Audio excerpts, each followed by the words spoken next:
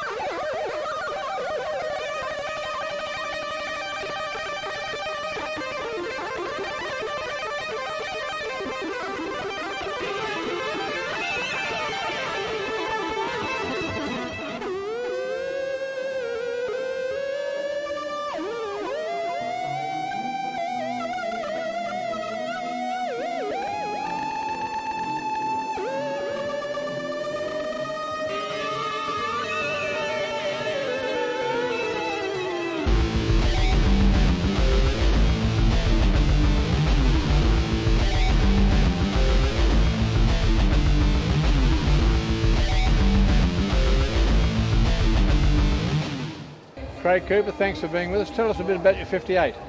Well, this is a 1958 Chevrolet Bel Air Sport Sedan. It's not what you'd call a common car in the sense of what's out there. I've always liked this particular model because it's being a four-door pillarless. It's got the beauty of a coupe with the windows down, but the convenience of a four-door. So yeah, I've always had a soft spot for this particular model year and everything. So when one came up, I jumped at it. Sold here originally new? I wouldn't have thought so. No, well actually this one here was sold in Europe, in actually Stockholm. It's a General Motors International Chevrolet, and it was at some stage, we're not particular sure of exactly what year it came to Australia. Last time it was registered was in the ACT in about the late 70s. That's the last known registration that I managed to track down. And you've done a complete rebuild? Yeah, I bought the car probably about 99, 2000, somewhere around there. It was, I bought it from a gentleman that started a rebuild and got down to basically a bare front chassis and body, and then lost interest. And so for the last 4 or 5 or 6 or 7 or 8 years, you've been well and truly involved in it. Yes, yeah. The years depend on who you speak to, but because part of what's in this car is out of my first 58 Chev, which is an old hearse, which I started a rebuild on, but never quite got to the end. So yeah. And this is a usable sort of car? Yeah, it's that was the whole intention. It was always a case of we wanted to build a car that was a good car to drive around, a nice car that turns heads now and then, but a good cruiser. But we've actually had it down at Kwinana at the drag strip a couple of times now, and managed to get a 14.1 out of it, which we're looking at because it's tantalisingly close to a 13. So a little bit of tuning, and I think we might just get a 13. Should be good. Thanks for sharing with us. Not a problem, thank you.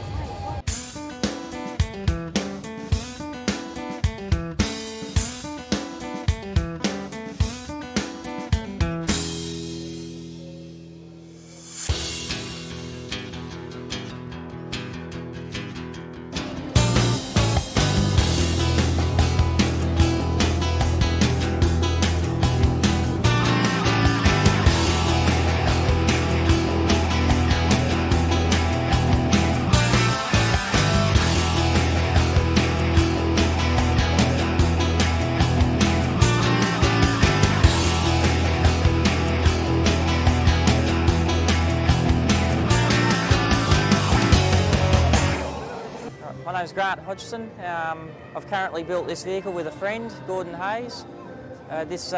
We come about building this vehicle due to we build normally Mad Max vehicles, and we discussed that maybe we should stick other vehicles on the site and say, hey, we can build these too. Not ever expecting anybody to purchase a vehicle like this. 2 weeks later, we got an email saying, can we build? We come to the conclusion, yes, we could, and started building it. Production started in June 2006, and it's hopefully going to be finished by the end of the year, which is 2009. It's a Batmobile out of the movie Dark Knight, or Batman Begins.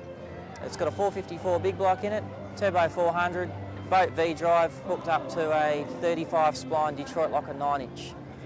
It's got about 425 horsepower and about 475 foot-pound of torque. When the NOS is switched on, it's got 700 foot-pound of torque and 550 horsepower. Drives quite well. It has all the same characteristics as the film vehicle. When you put it in drive, it sinks to it lifts up. When you put it in reverse, it sinks to the ground. Drivability is about the same, and it runs quite well for what it is. It's heading to Japan when it's completed, with the possibility of going to Mumbai, India for the Tech Fest. Just depends really whether we get it finished in time.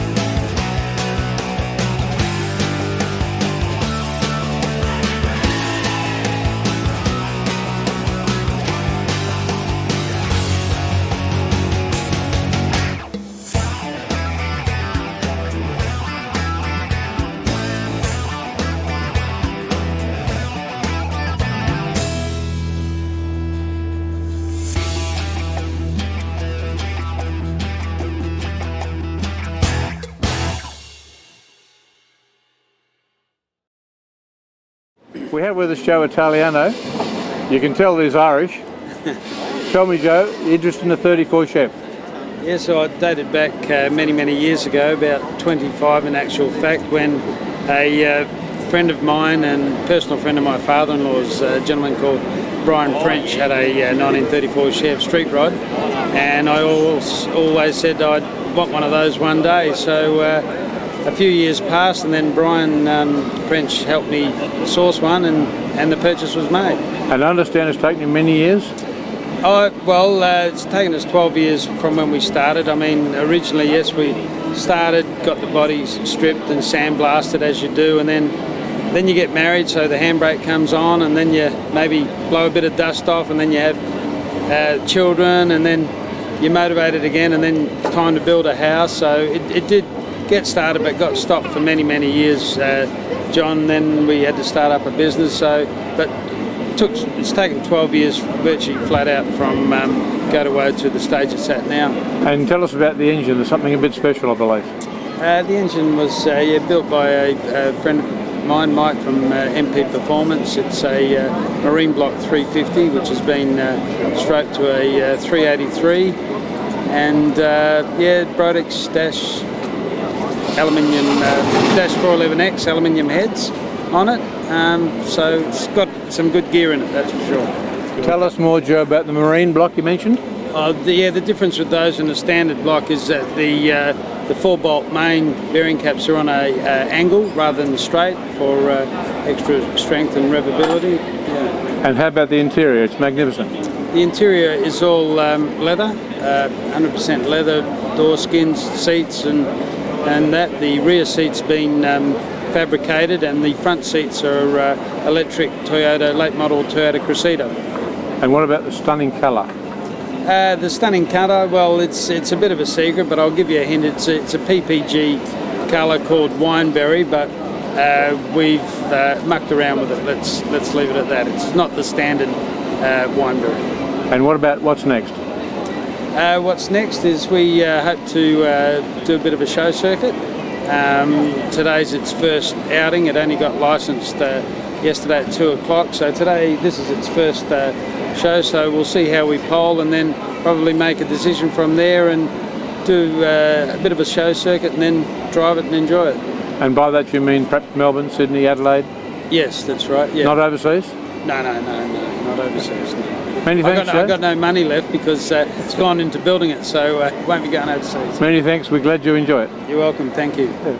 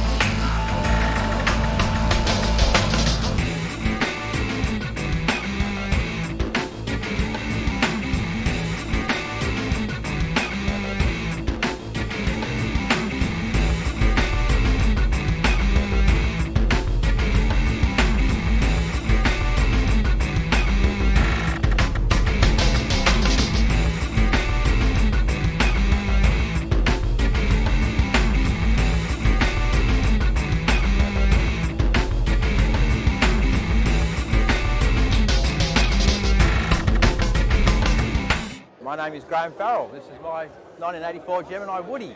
It's hopefully one off in definitely this country and the world, if not. It took me about 3 years to build. About 18 months in the woodwork. I had a bit of trouble experimenting with bowing woods.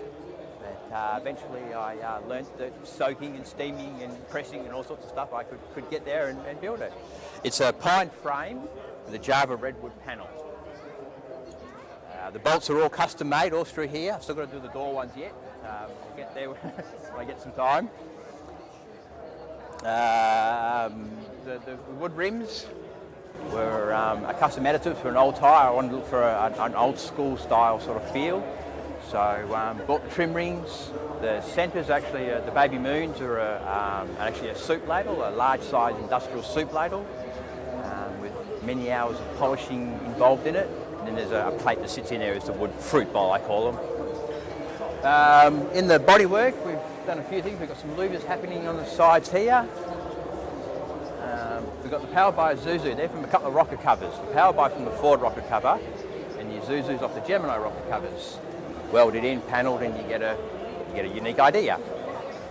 These are the flutes come from Gemini sedans, the early model sedans. I try to use as many Gemini parts as I can because I've got lots of Gemini parts, so I try and use them up when I can. Went for an old school mirrored look right through the whole car, right down to original NASCO HK mud flaps. Front end was fully custom built. I wanted to go for a twin light idea. Gemini's never come out with twin lights. So with the help of swap meets and some friends, I managed to score some Triumph buckets with a HQ trim ring and a standard aftermarket replacement globe. And the mesh covers from, or EHs mainly had the mesh covers. And try to get an old school with the mesh and things like that you just don't see on the modern and newer cars. Trim work inside was done by me and a fellow by the name of Graham Johns. Very good trimmer for the hot rod people. And you get together with him, have a bit of a chat, and he nuts out an idea for you and what you want to do and what I want to do. And so he did basically the sewing for me, and I did the rest of the trim. The whole car was pretty much done by me, right from rust work, sandblasting, final paint, all the paint. The woodwork, upholstery, all the suspension all been sandblasted, painted. Many sandings, I've got that many thumb marks and stuff where I've actually worn through and had blood coming out of my thumbs from sanding over my times. I went for a fallen tree look with the display. Got a large stump at the back and sort of working its way up to the trees at the front. So I'm hoping that will take me up to the best display today. There's a couple of out there in the individual displays that might give me a run for my money. So there we go. Trying to chrome up the outsides. The older cars had a lot of chrome, where modern cars have a lot of black or plastic. About the 80s they started to change to black door handles and stuff like that. Basically a safety concern with reflections for other cars and door handles and wipers and that.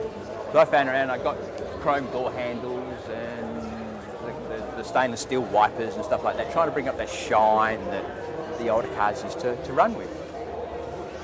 Dash is basically a standard Gemini dash with a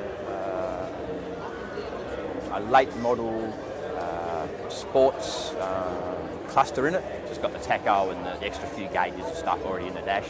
I've added a couple of gauges to it. Wooden door handles are mine. Played around with many ideas, what shapes and that, and I come back to a standard Gemini shape and just carved them up from there and bolt them in. All the pine is actually a solid pine wood. And I've tried to keep it as whole as I can. These are actually they're a 12mm plate or 12mm pine, and they've just been bowed. Soaked for 3 days, put them into a press, let them dry, crack it, start another one. Whereas you get these sort of larger panels through the back here, they're actually hand carved. We're talking about 2 to 3 days work per piece of wood, fitting on another body with a bit of indicator marking behind, rub it up against, take a bit more, just keep wearing off the wear marks until you got what you got. They were very large chunks, all different shapes, and eventually got the joints together, and then I could shape the whole thing then, and they come right through the back here. is all pretty much solid. Bending the wood for the rear tailgate was very, very hard. Many pieces went in. Trying to get a 90-degree bend in a piece of wood is very hard. So, but patience, effort, you get there. Engine bay, try to get some old school stuff into the engine bay. Rather than use rubber pipes where I could, I tried to use a bit of copper pipe. If you've noticed an old T buckets, particularly, the very old original vintage cars, a lot of copper type pipe work and stuff was used throughout the builds. So again, try to simulate it. So I try to get rid of plastic out of the engine bay. I'm sort of getting there. Fans give way at the moment, but it's hard. All the suspensions, all Gemini stuff, various models, and that all combined to give me lowness and heights and all that sort of type stuff. But that's all pretty much standard sort of fare, so keep the ADR guys and the police happy. So when I went for license, it was a standardish car that was being dressed up, and that would be about it.